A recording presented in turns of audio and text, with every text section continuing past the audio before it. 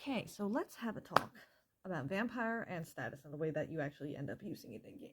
So, status is kind of a vague thing. Obviously, vampire is a very social game. So, you end up earning status, right? Because it doesn't really matter who's telling the truth in vampire. What matters is who has the higher social status. The way this functionally works is that you'll get status from the prince or higher up than princes. Um, Primogen can do clan status, but that gets a little bit hinkier. And they'll give you a word, right? Like, you are honorable in the eyes of the Camarilla. What that means is the next time you're in a petty argument with someone, you could go, "Excuse me, I'm honorable in the name of the Camarilla," and you kind of call up the status. And if they don't have a status to compete with, or they don't have any sort of like higher social standing, other friends, that type of thing, they're wrong.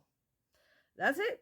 In the eyes of the law and the eyes of society, they are 100% wrong. And it doesn't matter what the truth is.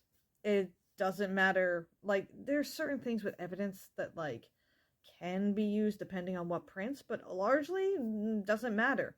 It doesn't matter if you know they're lying, because they have higher status. The end. And if you're not able to hold yourself socially, you could always modify using like a social sort of test, like a charisma manipulation or appearance-based test that the ST should be able to assist you on, to help you be more charismatic than what you actually are, in case that it actually is a problem for you. Although that gets a little bit hinky with roleplay sometimes. We try to avoid that as much as possible, but it is there as an option. Yeah, that's part of the fun of vampire, is experiencing things with social status, and part of why status matters. And it's kind of a pain in the ass to be an anarch, because it doesn't matter if you're right. The system is built to kind of make you fail.